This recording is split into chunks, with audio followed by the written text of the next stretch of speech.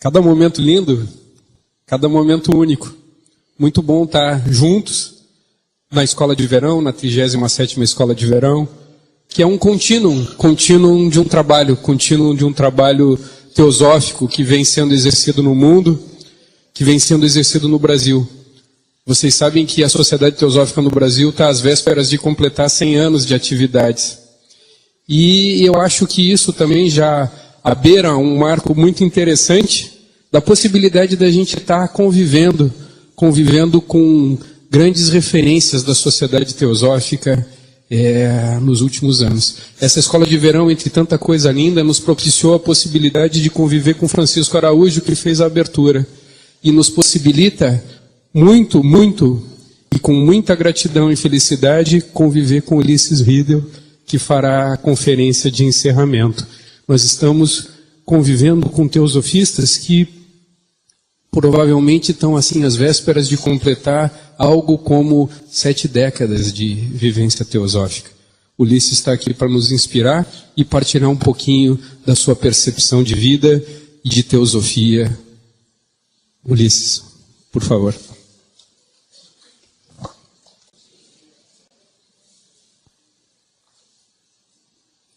Olha, eu estou tão feliz que nem sei se vou conseguir falar explodindo de tanta felicidade, de tanta alegria, de ver tantas pessoas lindas, de ser encantado com essas músicas que o Phil acaba de cantar para nós, né? Que maravilha, Phil. Olha, parabéns de coração, viu? É isso que o mundo precisa, de alegria, de música, de sensibilidade, de conhecimento. É isso que o mundo precisa. E você, na medida que é um irradiador disso, passa a ser um formador de um novo mundo, de uma nova aurora da humanidade. Que assim Deus te proteja nessa caminhada.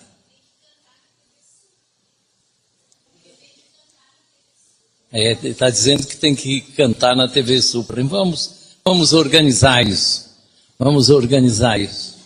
Eu gostaria de dizer umas poucas palavras antes de propriamente entrarmos no tema nosso, de que eu, pelo menos, que se falou que em 6 décadas, eu tenho 84 décadas de Sociedade Teosófica, porque minha mãe frequentava a Sociedade Teosófica quando estava grávida de mim, de maneira que eu acompanho ela desde a vida inteira.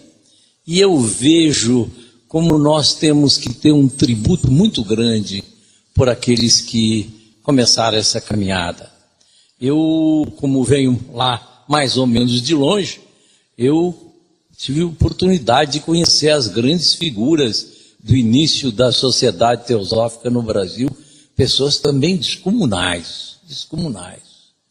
Eu me lembro do seu presidente Aleixo Alves de Souza, que ia para a Europa para ouvir Krishnamurti, isso quando Krishnamurti ainda era apresentado ao mundo como uma possibilidade de ser um canal do instrutor. Eu me lembro muito bem, e que figura extraordinária.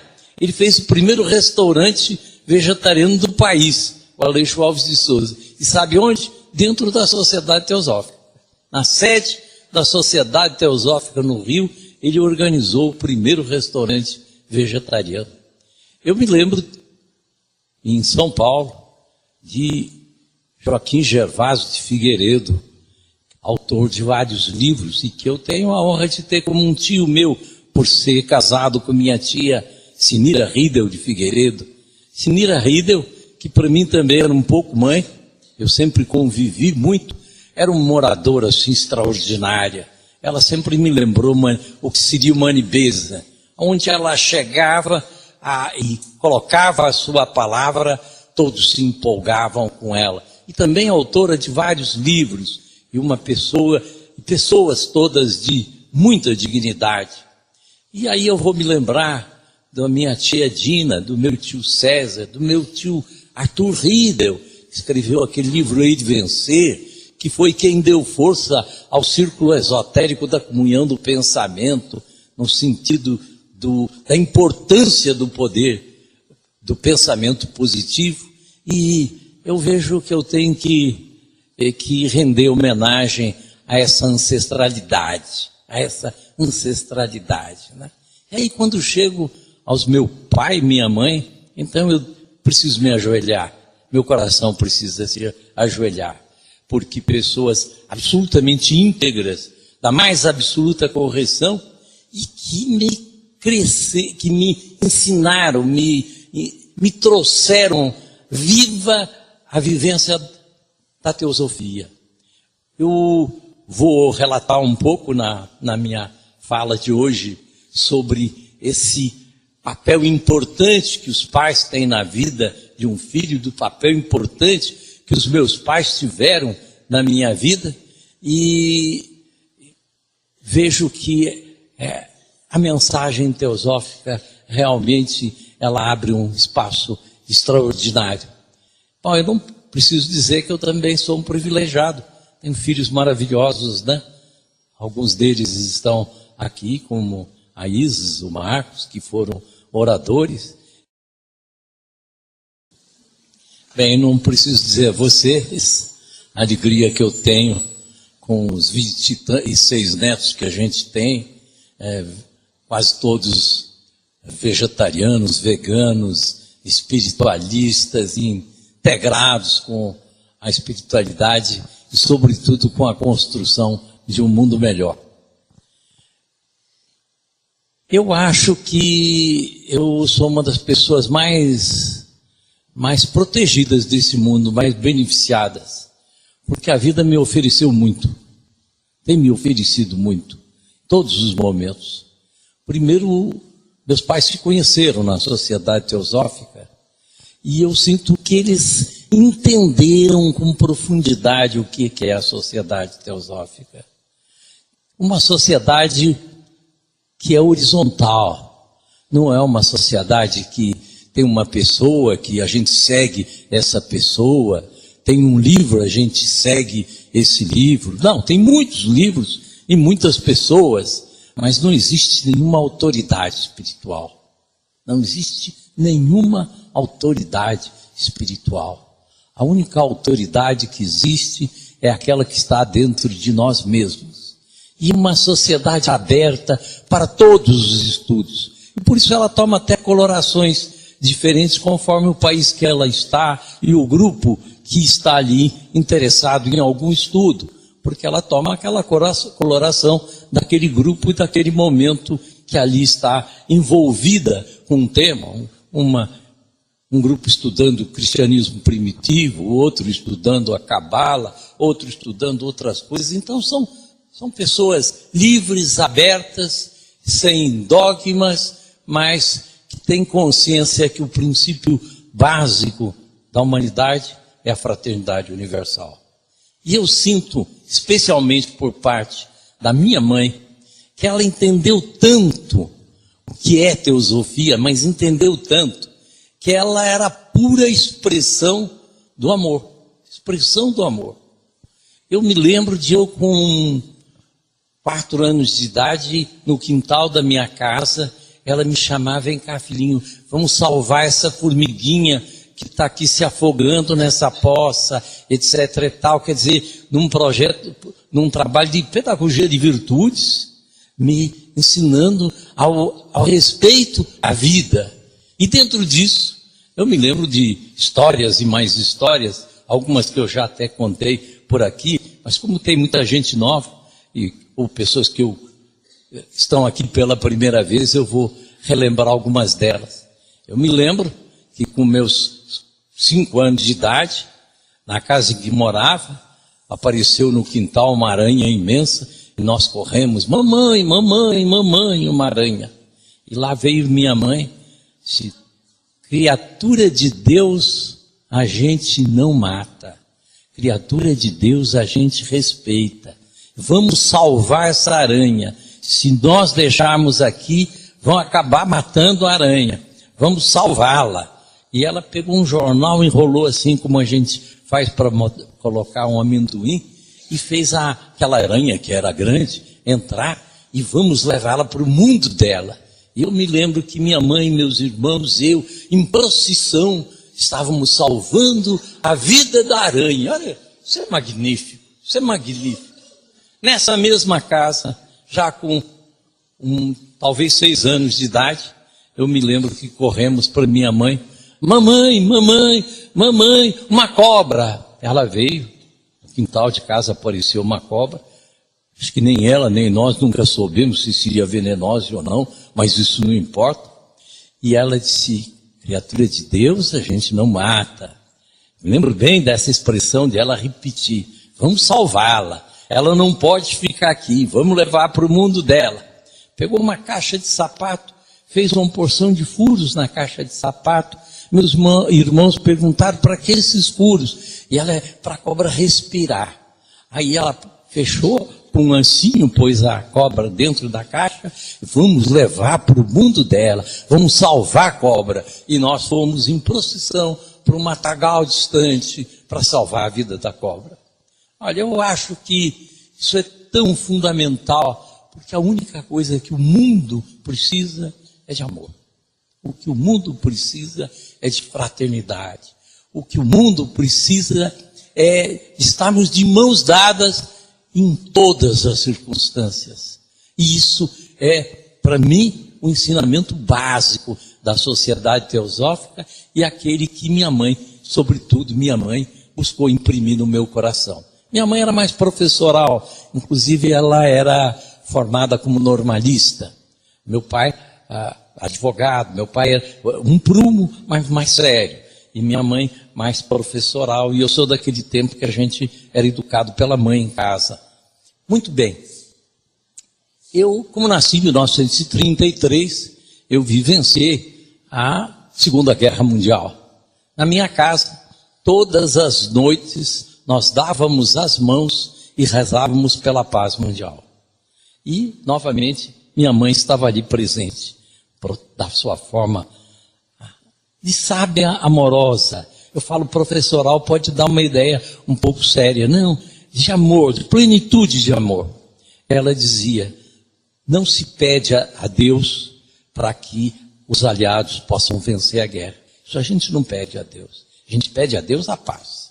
Vamos rezar pela paz mundial. Nós queremos a paz dos aliados, mas queremos a paz dos alemães, queremos a paz dos japoneses, queremos a paz dos italianos, queremos a paz de todos, porque são todos nossos irmãos, são todos nossos irmãos, são todos nossos irmãos. E eu cresci com essa ideia de que todos são nossos irmãos. Essa ideia, com fundo teosófico que ela aprendeu também dentro da sociedade teosófica.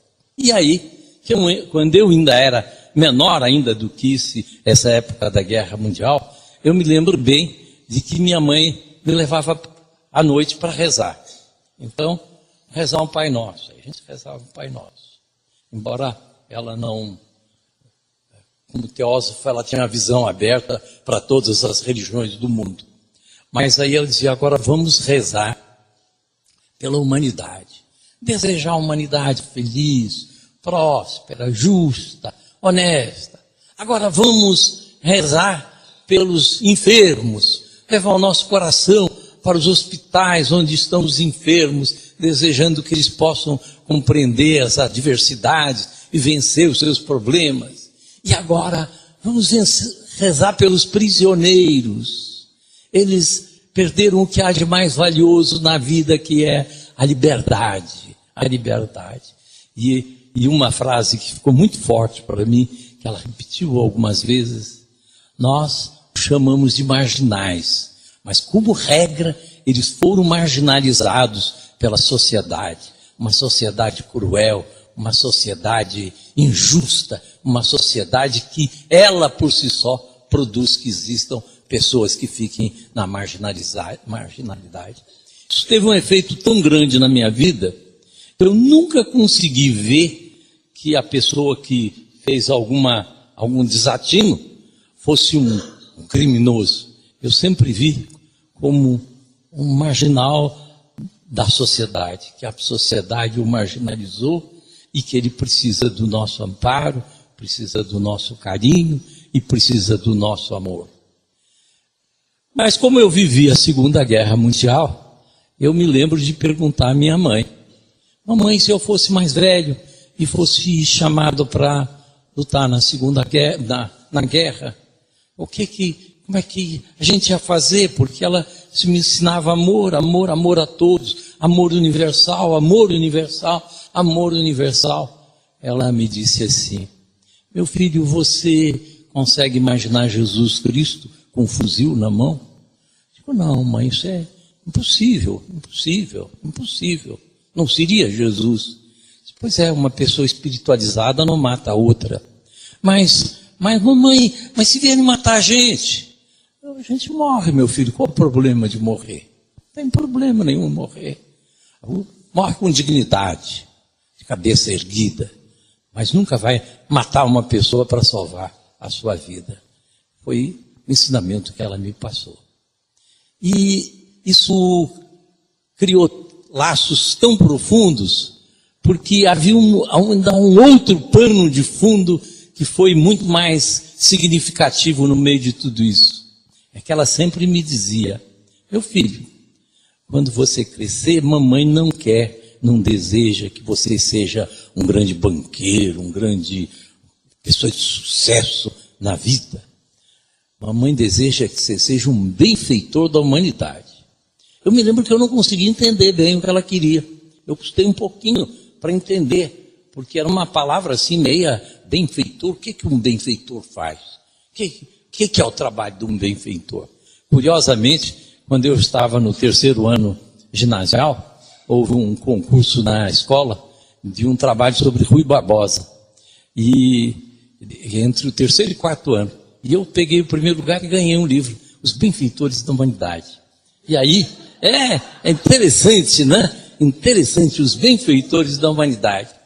Mas, então eu pude perceber que o papel nosso na vida é, através do amor, fazer o mundo melhor. Através do amor, a gente desenvolver as nossas potencialidades divinas, que somos, como diz a música maravilhosa dele, e que somos uma pequena fagulha, mas fagulha dele, fagulha da divindade, com todos os seus poderes de onipotência, onisciência e onipresença. Existe em nós como algo para ser desabrochado. Bom, mas aí então, diante disso, eu estou tentando falar dentro do que me foi proposto, de falar a vida em meditação. E como é que isso foi transcorrer na minha vida? Não preciso dizer de que eu tenho muitos defeitos, sou uma pessoa com muitas coisas erradas, não sou nenhum santo, nenhuma pessoa perfeita que esteja falando aqui. Eu sou um irmão de vocês, igualzinho a todos vocês, mas que teve uma oportunidade kármica de beber na melhor fonte e de tentar e buscar e se esforçar para aplicar isso na sua vida. Então, eu direcionei a minha energia diante disso e que eu vou trabalhar pelo bem da humanidade. E aí, o que eu vou fazer como profissão? Eu digo, bom, já que os criminosos, presos, passam por isso, eu acho que eu vou ser um advogado criminalista, vou defendê-los. E me formei como advogado, defendi, inclusive, processos no Tribunal do Júri. Um dos processos mais significativos era de um irmão que matou a irmã, e ele dizia, mas eu estava bêbado, não lembro de nada, eu estava bêbado. E aí, mais uma vez, eu pude perceber a loucura da bebida que é na vida. Mas eu percebi que não era por aí que eu iria ser um servidor da humanidade. Então, eu optei de ser um advogado trabalhista. Eu cheguei a formular uma frase para mim mesmo. Eu disse assim, eu vou, ao invés de defender aqueles que têm as mãos sujas de sangue, eu vou defender aqueles que têm as mãos calejadas pelo trabalho. E então, a minha profissão, eu segui nesse sentido. Bom, vamos verificar como é que eu pude enfrentar na vida, o viver em meditação. Como isso transcorreu na minha vida. Bem, Há algumas passagens que estão fora do aspecto profissional, como, por exemplo, eu, na minha juventude, eu me dediquei à União Internacional Protetora dos Animais em São Paulo, socorrendo animais feridos, como um trabalho nesse sentido de amor, mais do que a humanidade, amor até aos próprios animais. E eu, inclusive, tive o privilégio de ser educado de forma vegetariana, por amor aos animais, por amor aos animais. Minha mãe tinha ficado vegetariana com 14 anos de idade, quando foi comprar carne no matadouro. E viu a matança dos animais. Isso é uma coisa de onda. Isso é diabólico, isso, jamais. E nunca mais comeu carne. E quando conheceu meu pai disse, olha, eu não conhecia ninguém que come carne, você é a primeira pessoa. Mas eu sei que Sócrates, que Pitágoras, que Plutarco, que Porfírio, que Sêneca, todos os grandes filósofos do passado e do presente têm sido vegetarianos, você também. E com isso eu fui criado vegetarianamente e nunca provei nenhum tipo de carne, nem peixe, nem galinha, nem nada, absolutamente nada. Bem, então tive esse período em que eu pude levar um pouco desse sentido de viver a espiritualidade com a defesa dos animais. Mas vamos aprofundar. Eu, quando comecei a advogar, eu encontrei alguns juízes desonestos. A vida me pôs na frente alguns advogados que não eram corretos. E aquilo me tumultuou um pouco. E eu parei e pensei, meu Deus do céu, como é que eu faço com isso dentro do meu coração? Como é que eu faço? Porque o que eu aprendi, que eu tinha que ter o coração sempre limpo, o coração sem mágoa, o coração sem rancor de ninguém, aceitando até aqueles que foram marginalizados. Como é que eu vou agora colocar uma mágoa, introduzir no meu coração uma mágoa por causa dessas pessoas inescrupulosas? E então eu resolvi fazer uma coisa, resolvi rezar por elas. Então, eu me lembro que a primeira vez que eu fiz, eu senti um certo desconforto. Como é que eu vou colocar na minha oração tão sagrada? Como é que eu vou botar na minha oração tão sagrada? Eu vou colocar esse personagem tão indigno, né? Eu me lembro disso. Mas lembro-me que eu insisti uma vez, duas, que era uma pessoa, duas, depois passaram a ser 3, 4, chegou a ser um pequeno cacho de pessoas em que eu, na minha meditação diária, eu irradiava amor para elas. Irradiava amor. E ao fazer isso, aconteceu uma coisa que eu não sei bem o que foi que aconteceu. Mas eu sei que todas as vezes que eu ia ao tribunal e encontrava com eles eram outros. Eu sempre me perguntava, será que foram eles que mudaram? Será que fui eu que mudei?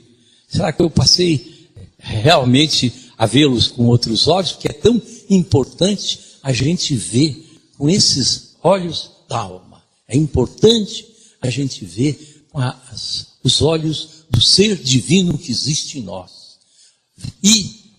Então, a partir daí, eu tenho uma visão dentro de mim bastante clara de que a meditação que a gente faz de manhã, de sentar alguns minutos, de recolher, ela é de extrema importância. Mas ela é uma plataforma para você viver em estado de meditação.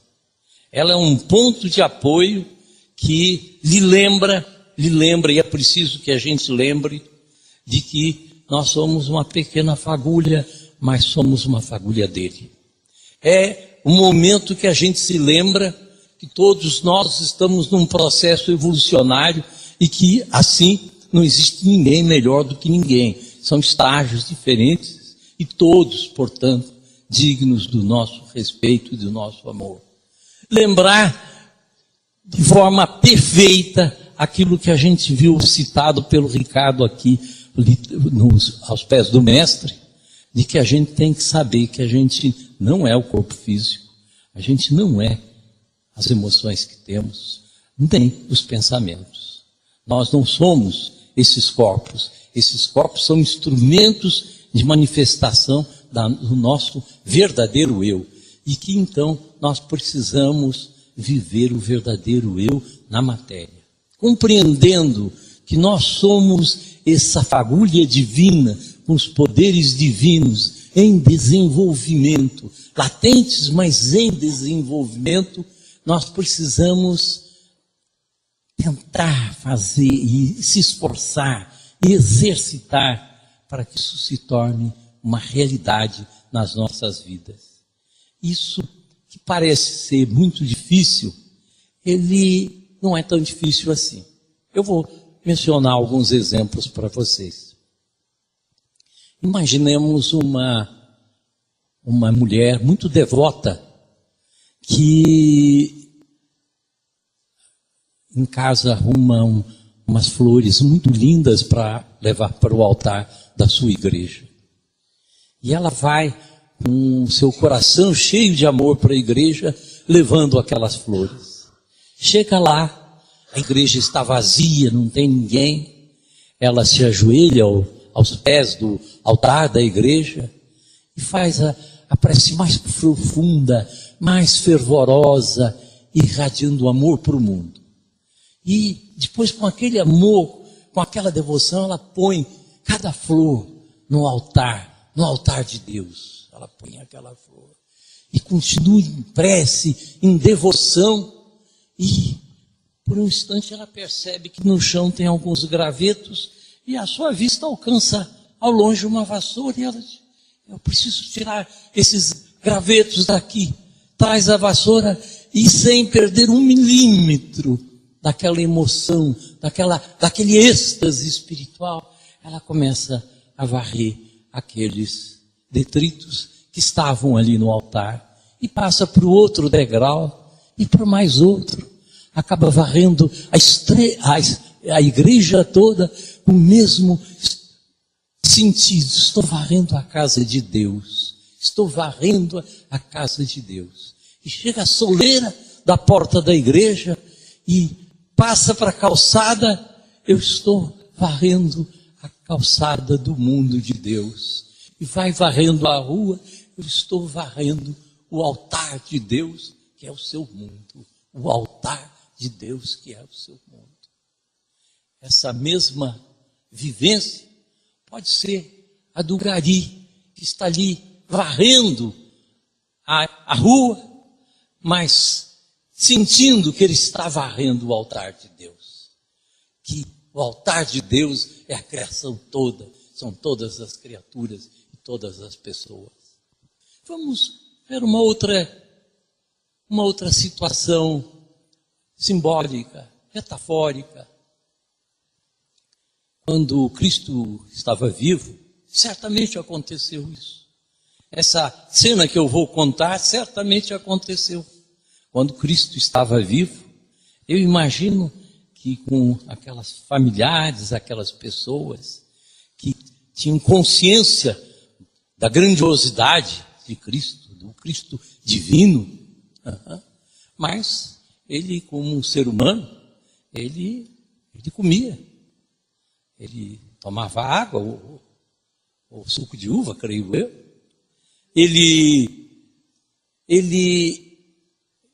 tinha ali a necessidade de quem lavasse as roupas. E eu imagino uma daquelas pessoas fazendo a comida para Jesus Cristo.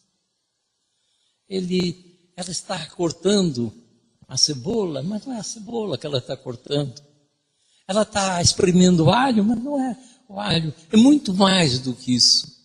Ela está fazendo a comida de nosso Senhor Jesus Cristo. Ela está em Deus, servindo a Deus. E a outra está lá no tanque. Sim, um tanque existia, mas devia existir. Lavando lá a túnica de Cristo. Em Deus, lavando a túnica de Cristo. Eu estou aqui lavando a túnica de nosso Senhor Jesus Cristo. E a outra que estava arrumando lá a casa, eu estou arrumando a casa de nosso Senhor Jesus Cristo. O mundo é a casa de nosso Senhor Jesus Cristo, é a casa de Deus, é a casa de todos nós. Se nós colocarmos a nossa presença naquilo que nós não vemos, mas que é a verdade, que é o mundo real, que é o mundo real, que é o que a gente não vê, mas que é o mundo real, que é o mundo da unidade, que é o mundo do amor, que é o mundo da fraternidade, nós vamos verificar que em qualquer circunstância do mundo, nós podemos estar em Deus. E aí eu imagino Jesus como marceneiro, trabalhando lá na marcenaria, com seus colegas de marcenaria, trabalhando junto com ele, para fazer o trabalho. E todos em Deus. Isso, vou sair de Cristo e vou para Buda. Eu imagino nosso Senhor, Buda, Siddhartha, Gautama, que chama um escriba e diz, olha, eu vou dar um sermão, eu quero que você registre o que eu vou falar. E eu imagino aquele escriba redigindo as palavras de Buda, como está o seu coração, a sua alma, o seu sentimento. Ele já nem existe mais, ele como pessoa. Ele é o Buda, ele é o sermão, ele é a palavra, ele é aquilo. Porque nós, na nossa vida, fazemos trabalho de escrever, de lavar, de cozinhar, mas podemos fazer tudo isso em Deus. Isso eu tenho exercitado para fazer na minha vida. Eu tenho exercitado nos tribunais, como professor, buscando ver todos os meus alunos como manifestações divinas que Deus trouxe ali e que estamos juntos e que não é que eu sou professor da matéria, porque eu estou formado naquela matéria, mas eu sou igual a todos eles e o que importa é o relacionamento de beleza, de amor que deve existir entre todas as criaturas. E eu acho que se eu estou ouvindo um sinal lá do Ricardo, pedindo para eu contar a Verdolenga, eu conto. A Verdolenga é uma historinha que diz o seguinte, que havia uma planta e com folhas muito bonitas. E havia uma folha dessa planta que ela era mais bonita que todas as outras, e por isso mesmo ela era até muito vaidosa, sabe? Mas só como ela não havia ainda adquirido muito o espírito teosófico, ela começava a criticar outras folhas da planta. Ô branquela, será que você vai resistir até o inverno? E a queimadinha, quem é que vai gostar de uma folha queimada? E a rasgadinha, quem te rasgou assim? Ninguém gosta de folha rasgada também. E você cheia de bicho. E ela perturbava o ambiente da sua comunidade. Mas começou a nascer uma folhinha, verdinha.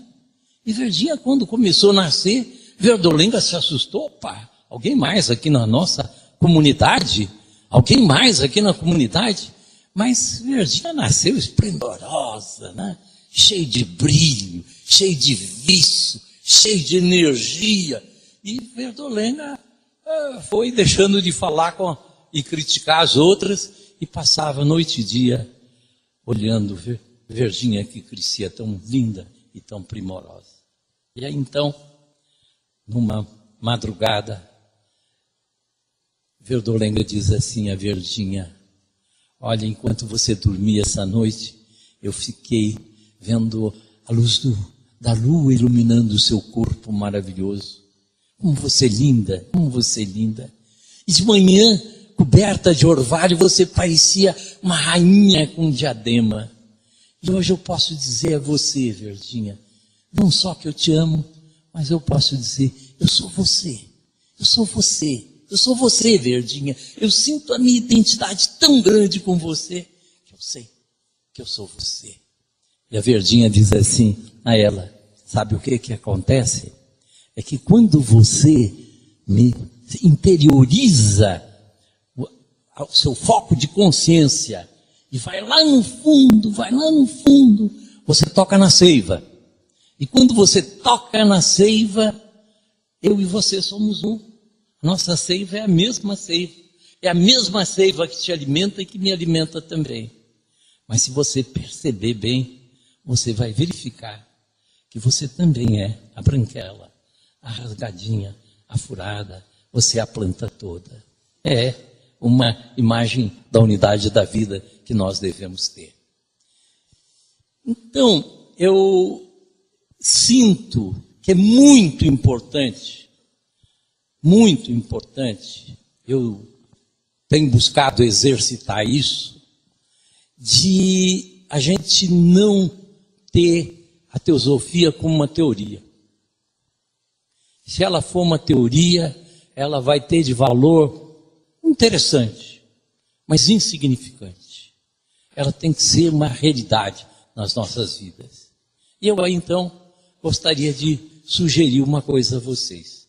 Se alguém, por acaso, nessa sala, possivelmente ninguém, mas se alguém tem alguma malquerência, tem alguém que te incomoda, tem alguém que te aborrece, nossa, como é chato aquele personagem, como é intransigente, como é... Nossa, que horror, que horror. É fácil passar por isso. Pense nele. Profundamente. Põe no seu colo, no seu coração. E acaricie. E não com a cabeça, mas com o sentido mais profundo da sua alma. Diga para ele: eu te amo. Me perdoe. Me perdoe por não ter percebido que você faz parte da unidade da minha vida, que você sou eu e que eu sou você, e que eu quero, quando me encontrar com você fisicamente, lhe abraçar. Se tiver oportunidade, dizer que lhe amo. Se não tiver oportunidade, de qualquer forma, repetir a você: eu sou você, eu sou você, eu sou você, eu te amo, eu te amo, eu te amo. Eu devo dizer que eu fiz várias vezes essa experiência na minha vida, sempre com resultados fantásticos. Até situações interessantes.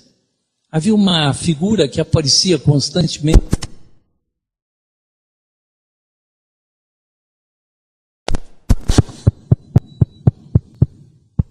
E uma pessoa que aparecia na televisão, e ela me parecia uma pessoa antipática. Aí eu comentei com a minha fofinha: por que eu vou ter antipatia com uma pessoa que eu nem conheço? Nem sei quem é, não sei onde mora, não sei nada dela, que gratuidade isso. Eu vou acolhê-la como meu filho. Meu filho. A partir de agora ela é meu filho. E aí, eu passei não só durante um período a rezar por ela, como acolhê-la no meu coração como meu filho. 2, 3 dias depois aparecia a cara dela na televisão: ô filho, tudo bem? Como é que vai? Limpou o coração.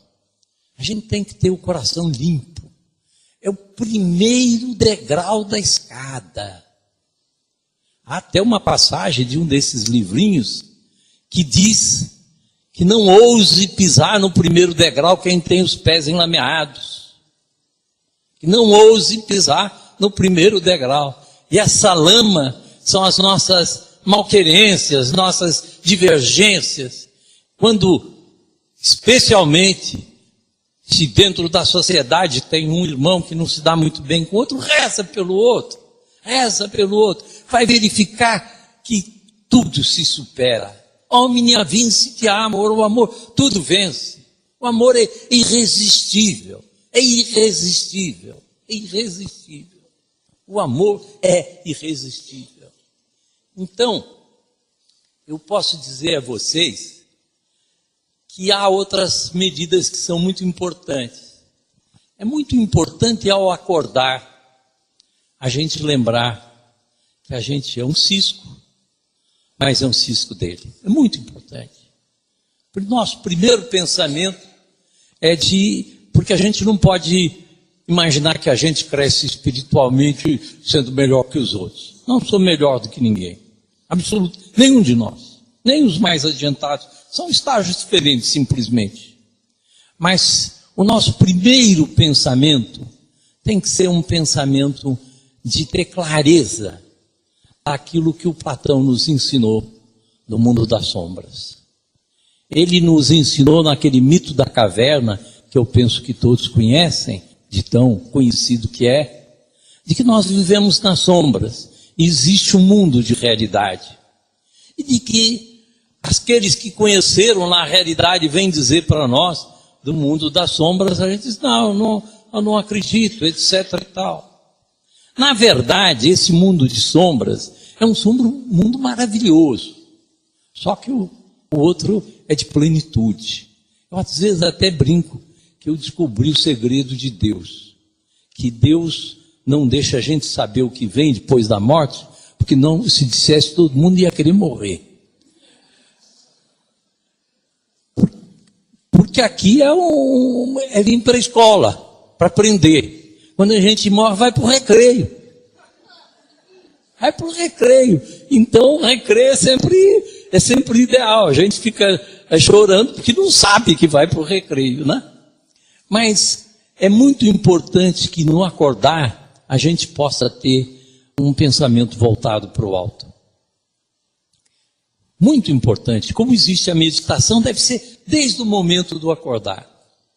Eu criei para mim mesmo uma espécie de chavão, de forma de eu dizer.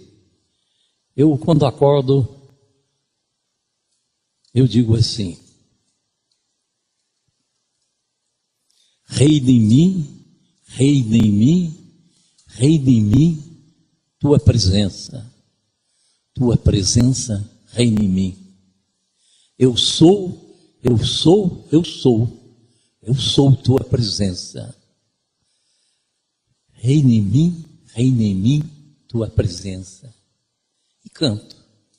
Reina em mim, reina em mim, reina em mim, tua presença. Reina em mim, reina em mim, reina em mim, tua presença. Eu sou,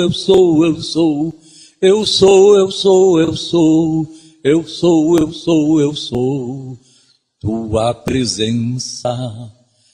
Nem passado, nem futuro, nem presente também. Reina em mim fora do tempo, reina em mim.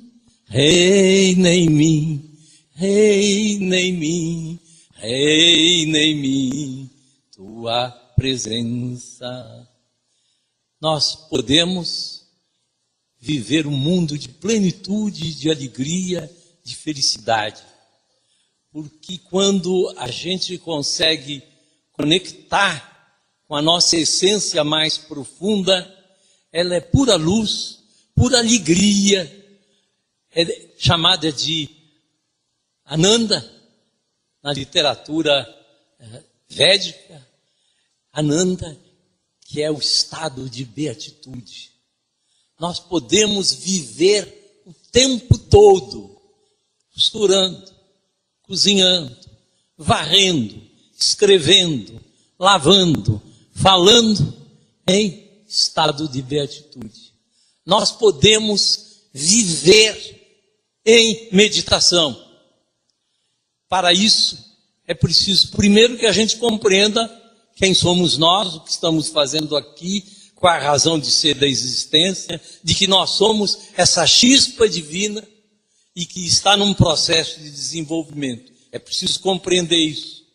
Compreender de que esse desenvolvimento não é crescer, é um desabrochar, que vem de dentro de nós.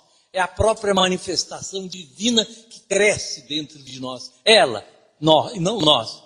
que há uma luz, mas não é nem bem a luz nossa, é a luz divina que está em nós, que reina em nós e que reina toda a vida, porque não reina apenas a nós, reina as plantas, os animais, as pedras, reina o universo. Essa energia cósmica que é o verdadeiro amor. O que é o amor? O amor é essa energia cósmica divina que mantém tudo harmonizado, tudo junto, tudo organizado, que mantenha a vida cósmica. Isso é que é o amor. E quando nós nos identificamos com essa energia, nós passamos a ser o próprio amor. Uma coisa é dar amor, outra coisa é ser amor. Dar amor eu dou para minha netinha que eu gosto tanto e não vou dar para o outro que eu não gosto tanto. Não, ser amor é o estado que nós temos que buscar. É o estado como o do sol. Ele se dá a todos. Ele ilumina os santos, os sábios e aqueles que consideramos marginais. Esse é que é o processo, porque quando nós mudamos o nosso olhar e deixamos de ter o olhar da matéria que só vê matéria, para ver o olhar da realidade, que é extremamente mais profundo, nós passamos a ver a maravilha da criação e do universo. Eu ontem assisti uma cena, anteontem, que estou até hoje tocado com ela. Eu fui aqui até o mercado, lá estávamos tomando uma água de coco, e enquanto isso eu vi uma revoada de pombos. Uma revoada linda. Eles faziam evoluções e mais evoluções, todos juntos, numa sincronia, numa beleza extraordinária. E aí surgiu uma outra revoada do outro lado, também significativa. E aí, em um determinado momento, aquelas duas revoadas se cruzaram entre si. Nossa, que beleza, que maravilha, que coisa extraordinária. Não se chocam, nem uma com a outra, elas se interpenetram. É puro amor da natureza, da vida. E me faz lembrar uma passagem de uma vez que eu vi uma palestra de um irmão nosso lá em Buenos Aires, e ele falava que Andrômeda ia se chocar com a Via Láctea, que estavam em sentido de colisão. Eu disse, não, elas vão se abraçar, não vão se chocar. A vida cósmica é beleza, é beleza.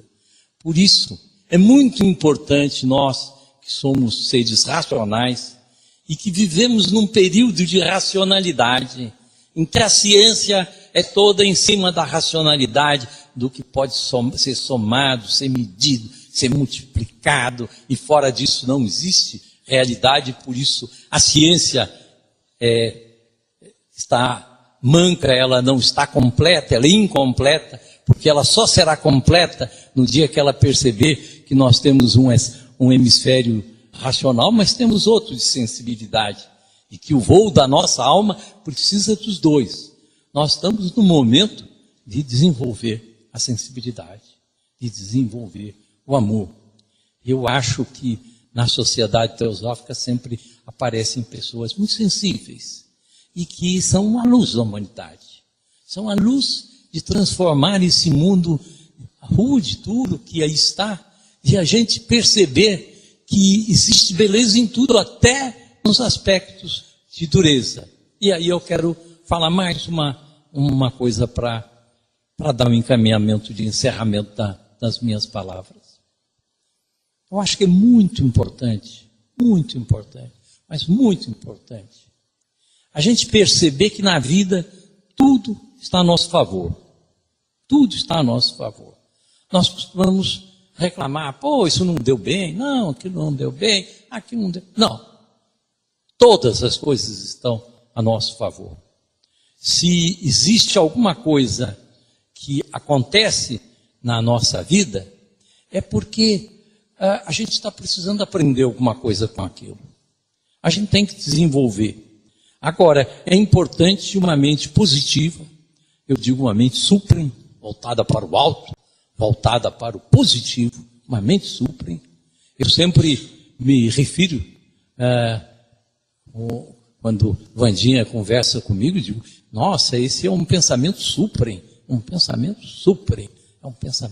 para o alto, para o positivo. E a gente deve estar sempre dentro desse pensamento positivo. Olha, eu tinha vontade de falar 40 horas para vocês, mas sei que não devo, que eu preciso terminar e eu vou procurar caminhar nesse sentido. Mas os desafios que nós recebemos na vida são os nossos melhores amigos. Nós devemos agradecer à vida cósmica todos os desafios que nos apresenta. Porque se eles se apresentam, se eles estão presentes, é porque nós temos uma lição para aprender.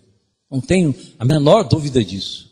E essa percepção ajuda você a perceber também o altar da vida, que até os desafios fazem parte do altar da vida, do nosso engrandecimento, do nosso crescimento. Até os desafios. Tudo aquilo que aparece na vida, que nos parece ser contra nós, na verdade está a nosso favor. E que a mente positiva, a mente voltada para o alto, a mente suprem, é a mente que nós precisamos ter o tempo todo. E eu, quando falo mente, porque mente e coração funcionam juntos.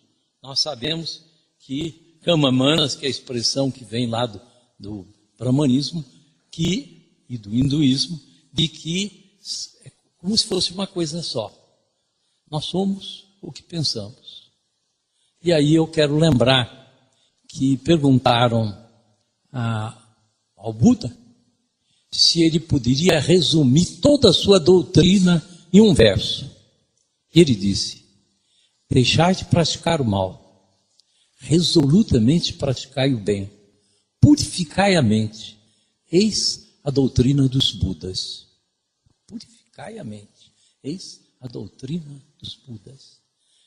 Purificar a mente, para purificar a mente não cabe malquerências, não cabe a gente ter inimigos, não cabe a gente ter pessoas que a gente não gosta, não cabe. Seu coração tem que estar limpo. Na verdade, a gente nem perdoa ninguém. Nós não temos poder de perdoar ninguém, nós temos o poder de limpar o nosso coração. A gente tem que estar com o coração absolutamente limpo.